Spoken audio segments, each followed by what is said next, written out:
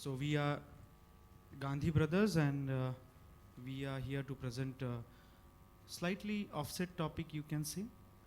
It is running a successful private practice in a tier 3 town. So our practice is based in a place called Akluj, which is 160 kilometers from Pune.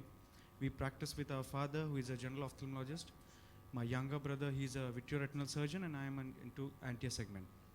My father is into practice for past 35 years, and I have joined my father in the year 2011, and my brother, he has joined in the 2014. So why this topic? Today the need of the hour is 70% of the Indian population stays in the rural areas. And most of the patients, they have to travel to the urban or metro cities to get better treatment or in search of a better hospital or a tertiary center. So whenever we postgraduates, if we pass out, or whenever we do our fellowships, we try to intend to settle into an urban area in search for a better standards of living. But we would like to highlight the benefits of setting up your private practice in a tier 3 town or in your hometown, just like as we have done. So he is Dr. Rajiv. He is currently a vitreoretinal surgeon at Anupam Eye Hospital. He has done his primary DNB from Arvind Eye Hospital, Pondicherry. He has completed his fellowship in surgical vitreoretina from RIK Bangalore, and he has done his ICO fellowship from the world-renowned late Dr. Caesar Forlani. I'm Dr. Nikhil Gandhi. I'm a cornea and eye consultant at Anupam Eye Hospital. I have done my primary DNB from Arvind Eye Hospital, Pondicherry. I have done my advanced FACO fellowship from Mitsui Memorial Hospital under Dr. Akahoshi. So coming to our topic,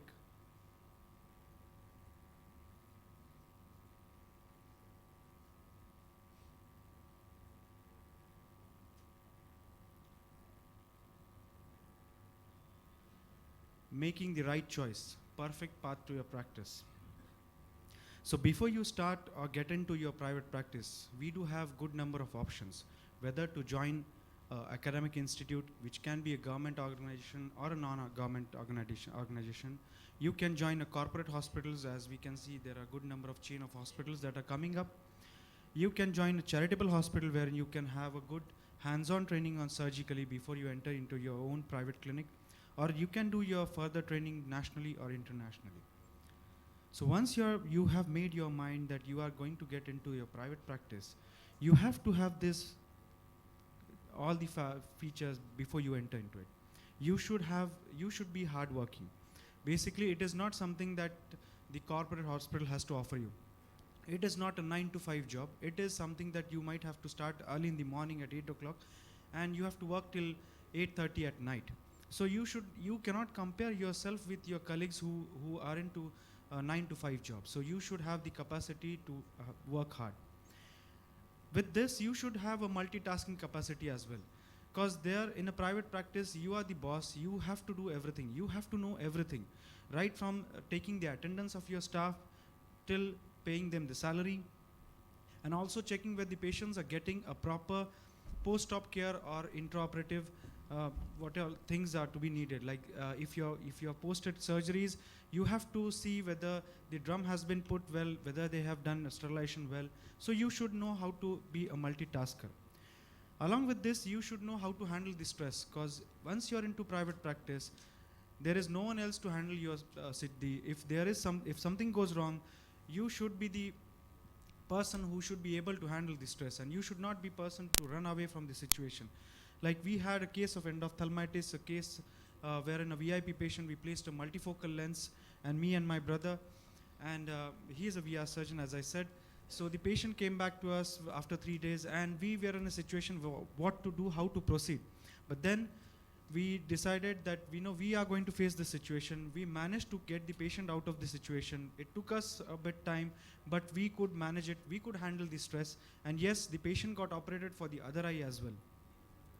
You should have good communication skills. So basically, you should be a people's person. You should you should love to talk to people. Only then you could succeed, or you could manage to win the patient's hearts.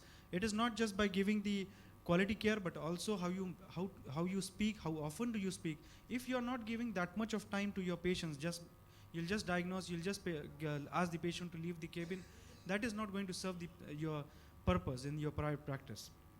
Because the patient are going to come by your name, and it is not some brand name that they are coming to. So these are, once you are into your private practice, these are the ABCs for private practice: availability, behavior, and competence. Availability is something that you should be available for your patients. You should not be saying that, oh, I'm tired, I cannot see this patient. Even if the patient comes after the OPD hours, you should be available for him.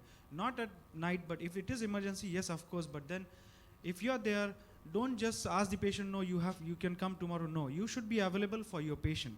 Second is your behavior. That matters a lot into your private practice. You cannot be arrogant.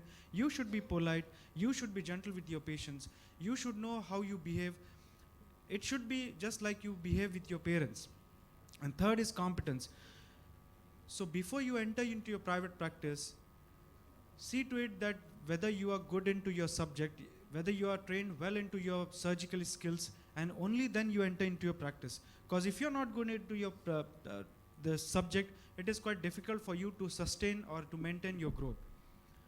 So basically, balidan dena hoga. You just cannot compare, as I said, with your colleagues, those who are working into corporate hospitals, and it's not a 9-to-5 job, but yes, it is something that you have to give balidan, you have to work hard. So when to start? So identify your sweet spot. So as I said, once you know that you are competent enough, you are well done with your studies, you're done well with your surgical skills, you're confident with your surgical skills, and you're done with your training, then is the sweet spot that you should be entering into the private clinic. Coming to where to start, whether to start in a metro or a big city. So basically, if you're starting in a metro or a big city, you have big opportunities of expansion or getting collaborated with different bigger hospitals. Nowadays they are coming up. Easy for premium practice, as you don't have to counsel much, as most of the patients are more affording and they'll directly come to you for the premium surgeries. But then there is a disadvantage, as there is longer incubation period, as there is a good number of competition in the metros and urban areas. If you intend to start your private practice in a tier 2 town or a small or your hometown, there is less competition. You can cater a high volume of practice, and initially there is lower cost of investment, as I'll be talking in further. So basically, if your parents are into ophthalmology, they are in a tier 3 town, then Mera Gaon, Mera Desh is the success mantra in getting the location. So where do I start? So how the location should be? An ideal location for a private practice is, it should be easily accessible. Maybe opposite to any of the state transport area, maybe opposite to a railway station or in a chalk, preferably on a ground floor for OPD. It should have a good visibility. Your hospital name should be visible from most of the places. Like, it should not get hid by other buildings. It should be well focused. It should be next to side by to the roads, main roads, and it should have a waiting and a spacious OT. Even if your OPD is slightly cramped down, do not compromise on waiting area and OTs, because these are the things where the patient is going to be, in a waiting area. They'll be more than happy to have a spacious area. So to begin with, keep it basic. Rent it, lease it, buy it. If you are lucky enough, if you have a household property, go for it. Start on a small scale and gear up fast.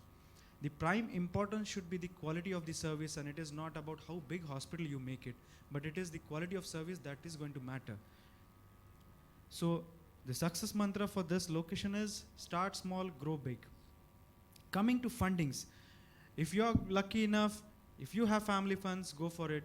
Nowadays, many banks, they keep on calling us. We do receive good number of calls. Whether you want loans, go for bank loans if it is good for you. But I would definitely prefer a staggered or a deferred payment, which have been offered by different companies nowadays. And it is a very good option that they are without the interest. And always, I would definitely prefer a deferred payment. Coming to the last, IL bundling is something I wouldn't go for it, but for most of the people in the crowd, that might be an option wherein you don't have to shell anything. You just have to give the premium over most of the lenses, and over a period of time, the company will take care of the machine. So IL bundling might be an option for the funding, for buying the instruments. But before you start, before you invest into your practice, get associated with a good chartered accountant. to have a good financial planning.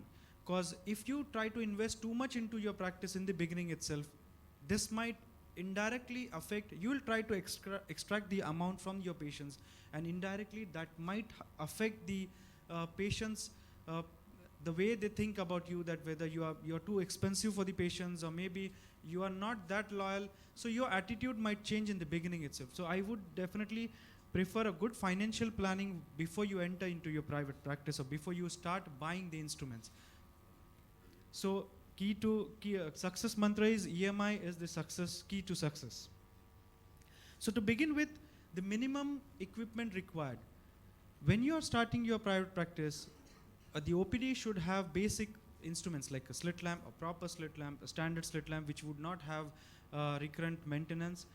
Buy a good autorefractive keratometer, buy a good biometer. Do not compromise on these three things. Optional can be a chair unit. Yes, nowadays everybody goes for a chair unit. A non-contact tonometer is a must. I wouldn't prefer it in optional, but it is a must. If your friend, or if your colleague, or if your sibling is going to be a vitreoretinal person, then yes, go for an OCT.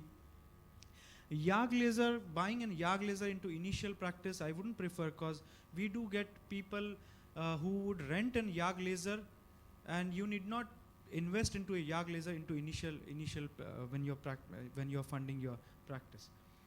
Minimum OT requirements is buy a very good microscope, because that is going to give a proper view, and that is going to serve you in your bread and butter. That is what I call it's a cataract. And buy a good phaco machine, on the machine that you have been trained during your training or during your post graduation.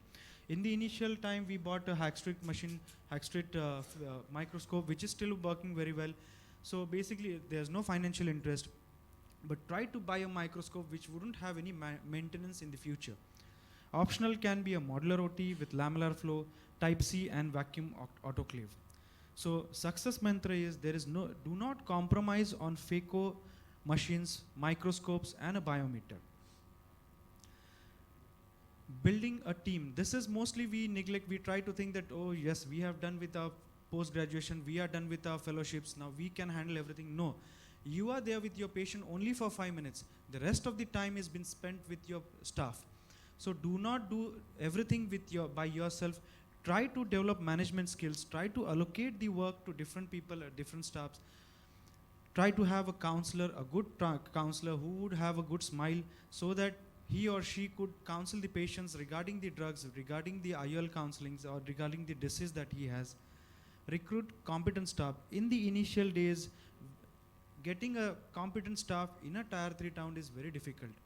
So what we did was we trained 12th pass students, and we trained them into how do they counsel, how in the OT assisting and everything, and they are still with us. But now we have started our own optometry college, because you just cannot keep on asking for different optometrists from different places, and it is very cumbersome. They might leave you in a couple of years, so it is always better to have your own staff, trained staff. So always train your staff for multitasking. Supposingly, if your OT assistant is on leave for a week or so, your OT should not be stopped, or you should not have any issues with your OT. So always have a person who would do both the jobs, like in the OPD as well as in the OT. If he or she is not available for 7 days, maybe the other person can take over the assistant. And continuous training your staff is a must, and pay adequate salary, because koi bhi jang khali pet nahi jeeti jati. You should always know this. You just cannot ask the staff, you have to work for 9 hours without, getting paying them adequately. No, you have to take care of them. Only then you will get back from them. So standardizing the system, making protocols is a must once you are entered your practice. Documentation is a must. Monitoring these documentations, because you should always know whether you are growing or whether there is a degrowth into your practice. What we do is every month we do have a monitoring. My receptionist, she will come with the data saying that, sir, last year in the month of February we had this many number of OPD patients. This year we have this much. So we have trained them in such a way that they'll come to us saying that, sir, there is a growth, there is a degrowth in the OT, in the OPD, in the premium lenses, or in the multifocal lenses.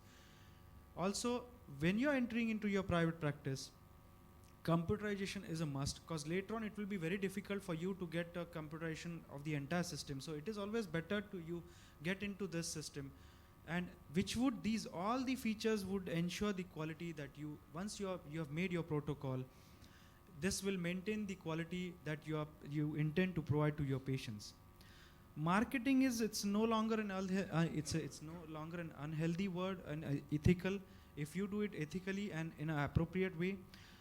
As we are from Arvind, we wouldn't prefer marketing, because what we have been taught is mouth to mouth publicity is the best, and one happy patient will bring you 10 patients. So but it might be an option for most of the people in this hall. Getting involved with the local bodies like IMA and Rotary clubs, conducting awareness camps once or twice a month, which would in turn bring you, that would create it acts as an advertisement in the community.